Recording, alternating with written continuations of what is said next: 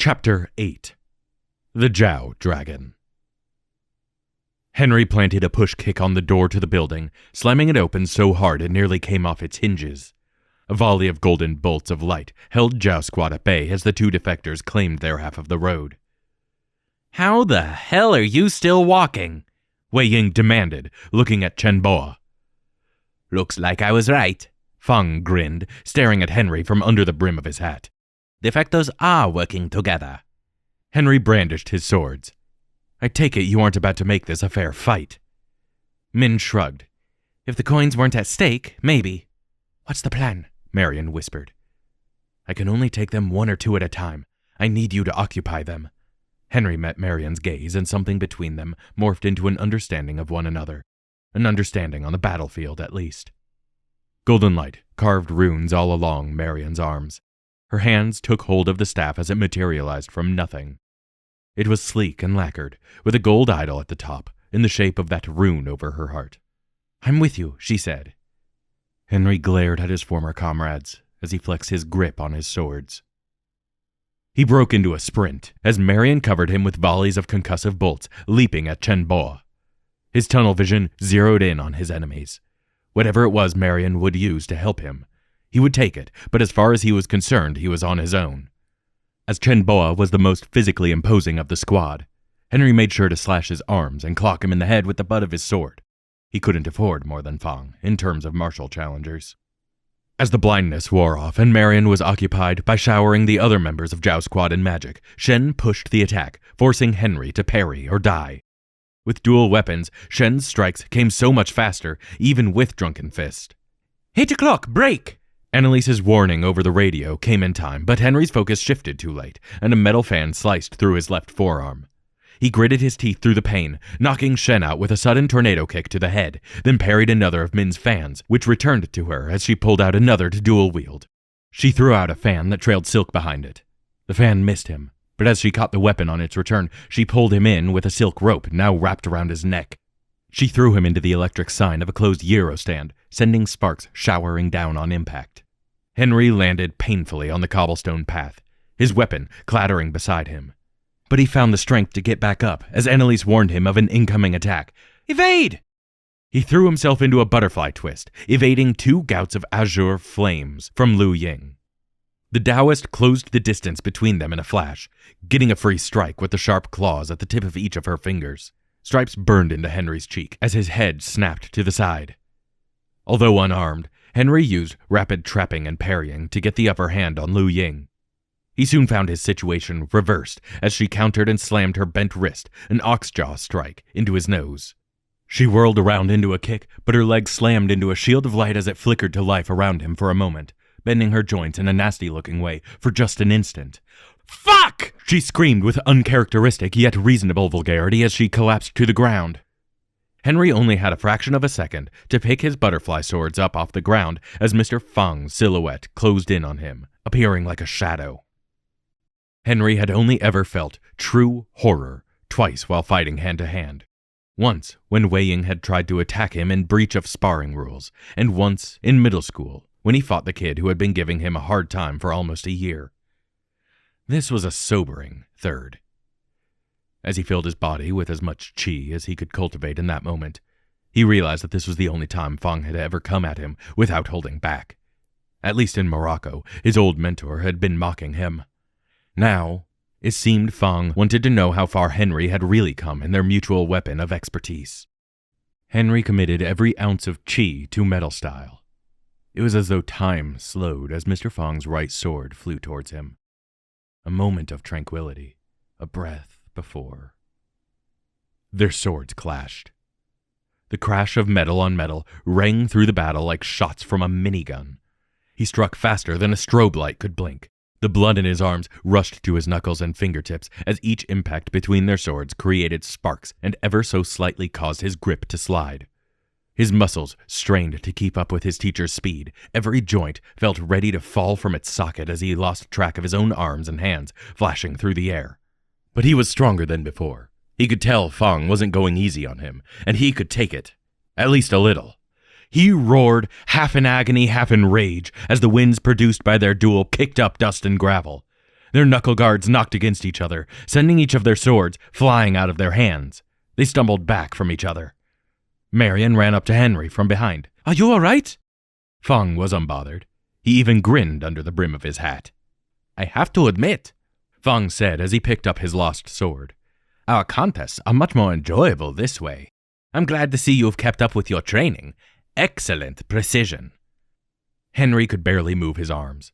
His throat and lungs were ice cold. With each breath, he recovered some strength, but he was no match for Mr. Fang. Still, he was happy to hear that his former mentor was impressed. Fang kicked Henry's sword over to him. He stared at the blade, unsure. "Pick it up. You can go another round." It was like he was back in Fang's gym, sparring. No, Henry wasn't even close to matching his old teacher, and this wasn't a class. The stakes were much higher. He turned slightly to Marion. "I think we need to retreat." "Why don't you let me take over from here, Mr. Fang?" Wei Ying walked up to the old man. "I trust that in my spry age I'll be able to scratch him." All of a sudden, Henry didn't feel so tired. He gritted his teeth as his fingers curled into a fist. Wei Ying was so sure of himself. He had never beaten Henry in a sparring match. Not fairly, anyway. Years and years of verbal abuse and fury welled up in Henry, revitalizing his muscles. "When I heard you teamed up with other defectors, I was surprised no one had thought of it sooner. But I also didn't believe it to be true." Wei Ying grinned. "Mostly because the thought of you having friends is alien. I have to say I'm impressed." It occurred to Henry that for the first time, he didn't just have to lie down and take Wei Ying's insults. He no longer had to play the part of the responsible older brother. They were enemies now. There was no oath binding them to one another as comrades, and no bonds of blood that Wei Ying considered sacred. He could fight back. Henry kicked his fallen butterfly sword into his hand. "Don't make this harder than it has to be. Give me the coin." Wei Ying held a hand out expectantly. "I'd rather make you work for it." Wei Ying sighed in exasperation, as if he'd been pestering Henry for hours. Or rather, as if Henry had been the one pestering him. "Why? Why can't you just make things simple?" Henry scoffed. "Why? You did me a favor exiling me. I could finally put my dignity as a person above your whims. For the first time in your life, I'm not responsible for you. Doesn't feel good, does it? Well, it's not my fault you betrayed us. Why should I have to make concessions for your mistakes?" Henry's face contorted in rage. Even as the anger was consuming him, he knew it would cloud his judgment. "We both know damn well who betrayed who. Or have you finally started to believe your own bullshit?" "Is that your brother?" Marion asked. Wei Ying smirked that insufferable, twisted grin of superiority he loved to wear. "Allow me to introduce myself properly. Wei Zhang, Han Ying's much more intelligent younger brother." "I'm surprised to see he managed to rope someone as pretty as yourself into this," he said. "I'm not here to cause any trouble. I just need the coins and I'll be on my way." "The others are down, Heinrich. I think it's best we take the chance to leave. They've sustained too many losses," Marion said. "It's a grudge match at this point." "And give him the satisfaction of watching me run away?" Henry growled. "I don't think so." "Listen to your friend, Han Ying. Remember that your little team is probably much smarter than you." He wasn't going to let Wei Ying keep running his mouth. "I'll bark and no bite. You're a petty coward, Wei Ying. I'll do the world a favor and sear your fucking mouth shut." "Heinrich!" Marion protested. Wei Ying scoffed, drawing his jian. "I'm not afraid of you." Henry roared as he launched a flurry of strikes against his brother. Admittedly, his form wasn't quite up to par. It was Wei Ying's fault for enraging him. His brother parried each of the blows and made a thrust, attempting to run the length of his blade through Henry's sternum. He parried the strike with the flat of his left blade. Wei Ying drew a character in the air with his sword, and a rope of silk wrapped around Henry's ankle, pulling him to the ground and dragging him across the stone street. It brought him in just for Wei Ying to crack a crescent kick on his temple. He crashed to the ground, his jaw on fire and his head spinning. "Heinrich, stop! This is stupid! Let it go!" Marion's words fell on deaf ears as Henry pushed himself to his feet. "She has the right idea." Henry gripped his swords as he rushed in to close the distance. He swatted Wei Ying's jian aside and struck at his chest. The blade of the sword barely scraped the fabric of his brother's suit.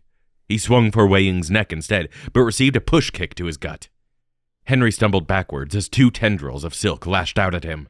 He slashed through both, but not in time to catch the third before it wrapped itself around his head, blinding and suffocating him. Henry let out muffled screams as his swords clattered to the ground while he tried to pull at the magically bound fabric. He gnashed with his teeth and struggled against it to no avail.